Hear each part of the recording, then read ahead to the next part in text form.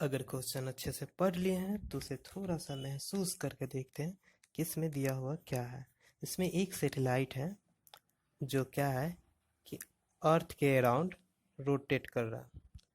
तो हमारा ये हो गया छोटा सा अर्थ, जिसका अराउंड ये अर्थ क्या होता है, परिक्रमा कर रहा है।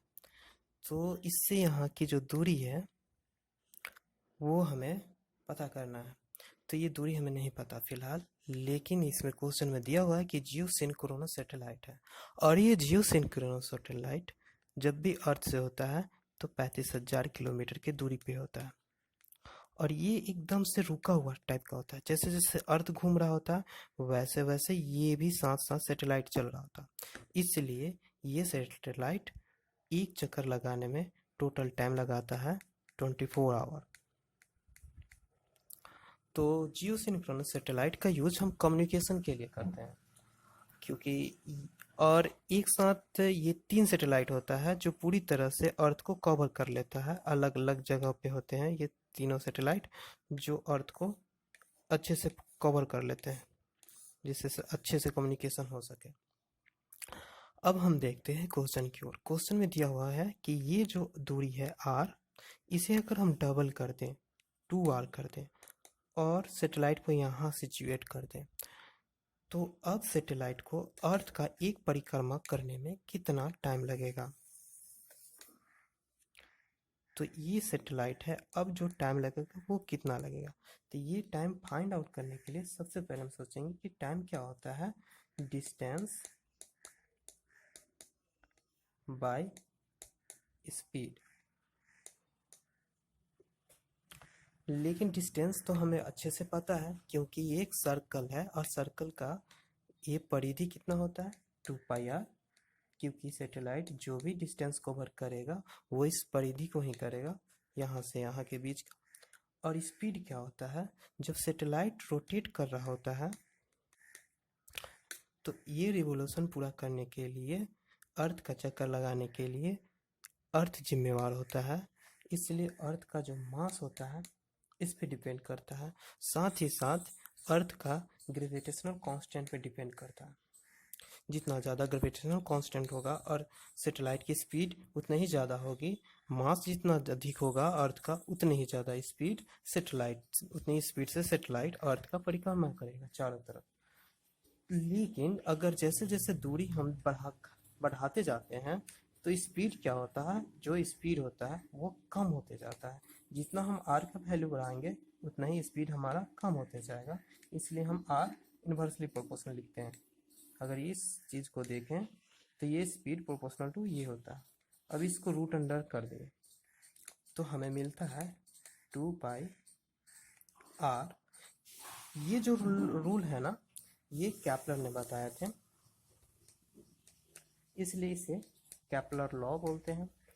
और एम और जी ये तो होते हैं मास ऑफ अर्थ और ग्रेविटेशनल कांस्टेंट। ये बड़ा वाला जी है, छोटे वाले जी का वैल्यू होता है 9.8 मीटर पर सेकेंड स्क्वायर। ये एक्सेलरेशन होता है। जबकि ये वाला ग्रेविटेशनल कांस्टेंट होता है जिसका वैल्यू होता है 6.67 इंटू 10⁻11 मीटर क्यूब पर केजी सेकेंड स्क्वायर। ये हो गया मास ऑफ अर्थ। अर्थ का मास होता है 6 इंटू 10⁻14 केजी। तो इससे हम म्यू से डिनोट करते हैं और इसे क्या बोलते हैं, कैपलर कांस्टेंट।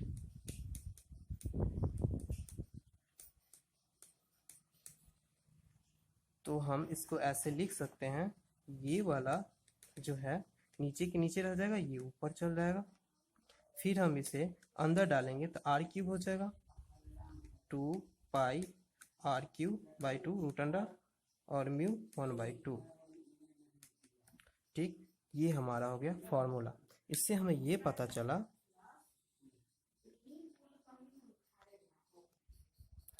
तब हमें जो टाइम पीरियड का पता चला है वो हो गया 2πr/3/2 1/2। ये जो r प्रोपोर्शनल हो गए r3/2 के, तो हमें तो पहले पता है कि टी कितना है। जब आर का वैल्यू मान लेते हैं 24, जो ये है इसका वैल्यू आर है, तो टाइम है 24। अगर आर का वैल्यू 2 आर हो जाएगा तो टाइम कितना हो जाएगा, तो ये टाइम हो गया, ये बराबर हो गया। तो क्या करेंगे, ये रूट अंडर हो गया और ये क्यूब हो गया, ये क्यूब हो गया, क्योंकि आर यहाँ पे 2 आर हो गया, आर क्यूब, तो आर क्यूब कितना हो जाएगा 8 आर क्यूब। तो यहाँ पे 8 आर क्यूब लिख सकते हैं। तो आर क्यूब से आर क्यूब कट गया, तो टी इक्वल्स कितने हो जाएंगे 24 रूट अंडर 8, यानी 24 इंटू 2 रूट 2, जो होगा 48 रूट 2। यहाँ ऑप्शन में 3 ऑप्शन दिए हैं, जिसमें से 4 ऑप्शन दिए हैं, जिसमें से ये जब भी होगा इसमें मल्टीप्लाई करेंगे तो 48 से तो ज़्यादा ही होगा, जो ऑप्शन सी ही है 96 आवर। तो यहाँ पे ये क्वेश्चन बस इतना ही था, लेकिन मैंने इसे थोड़ा सा लंबा कर दिया ताकि आप ये फार्मूला ना कभी भूलें कि आर क्यूब क्यों होता है और कैसे होता है, और ऊपर होगा कि नीचे होगा। तो इस चीज़ों को ध्यान में रखेंगे तो कभी नहीं भूलेंगे।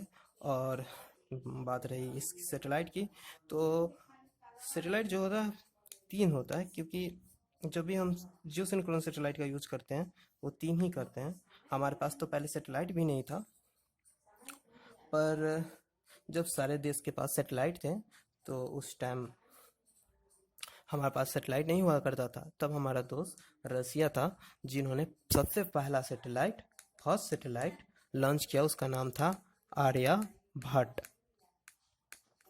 नॉट आलियाभट्ट, आर्यभट्ट, जो 1975 में लॉन्च किया था, और वो भी हमारा देश यूएसएसआर ने। उसके बाद हमने सोचा क्यों ना खुद से सैटेलाइट को लॉन्च किया जाए। तो हमारे देश ने फर्स्ट सैटेलाइट लॉन्च किया जिसका नाम था रोहिणी, जो इंडिया ने लॉन्च किया था सतीश धवन, श्रीहरिकोटा सतीश धवन से, सतीश धवन स्पेस सेंटर से, जो श्रीहरिकोटा आंध्र प्रदेश में है, वहाँ से किया था। ये दोनों के दोनों जो सैटेलाइट थे, ये दोनों सैटेलाइट ही लो ऑर्बिट सैटेलाइट थे या मीडियम ऑर्बिट सैटेलाइट थे। लेकिन हमें तो चाहिए था कम्युनिकेशन करने के लिए, जो हमारे पास नहीं था। पहले तो हमारे पास लॉन्च करने के साधन नहीं थे, पर सैटेलाइट बनाने आता था, क्योंकि हमारे पास इसरो की स्थापना हो चुकी थी 1969 में। तो हम सैटेलाइट बनाना सीख चुके थे, पर इसे लॉन्च करना नहीं पता था, इसलिए ये यूएसएसआर ने किया। अब हमने यूएसएसआर और बी टेक्नोलॉजी से सीखकर खुद से सैटेलाइट रोहिणी को हमने किया। पर ये एक एक्सपेरिमेंटल था। जब ये कर लिया ना तो इंडिया को बहुत मज़ा आने लगा। उसके बाद उसने 2-3 सैटेलाइट और रोहिणी नाम से लॉन्च कर दिए, लेकिन ये सारे लो ऑर्बिट और मीडियम ऑर्बिट सैटेलाइट थे। अब हमें चाहिए था कम्युनिकेशन का सैटेलाइट उस समय, लेकिन कम्युनिकेशन के सैटेलाइट को लॉन्च करने के लिए 1 किलोमीटर वाली रेंज चाहिए थी, 35,000 किलोमीटर ऊंचा। तो इतना तो कर पाना बहुत मुश्किल था, हमारे पास वैसा रॉकेट भी नहीं था। लेकिन एक फ्रांस देश था जिसने एक बढ़िया वाला रॉकेट बना रखा था, जिसका नाम था एरियाना। ठीक है, इस एरियाना से हमारा पहला सैटेलाइट लॉन्च हुआ, जिसका नाम था एप्पल। ये भी हमारे इसरो ने ही बनाया था, लेकिन लॉन्च किया था फ्रांस ने एरियाना से। उसके बाद इसलिए हमारा फर्स्ट कम्युनिकेशन सैटेलाइट जो जियोसिंक्रोनस ऑर्बिट में था वो था एप्पल बना। लेकिन ये सिर्फ और सिर्फ एक्सपेरिमेंटल था, क्योंकि अगर आप इसके फुल फॉर्म पे जाएंगे तो इसका फुल फॉर्म होता है एरियाना पैसेंजर पेलोड एक्सपेरिमेंट, यानी कि एरियाना पैसेंजर पेलोड एक्सपेरिमेंटल। लेकिन ये सिर्फ एक्सपेरिमेंटल था, इसलिए उतना कारगर नहीं हुआ। ये सिर्फ एक्सपेरिमेंट था। ऐसे भी फ्रांस ने एक्सपेरिमेंट कर लिया हमारे पैसों से, तो लंच किया होगा तो पैसा तो लिया ही होगा, उसने अपना एक्सपेरिमेंट कर लिया और हम लोग को भी कुछ अनुभव मिल गया कि कैसे करते हैं।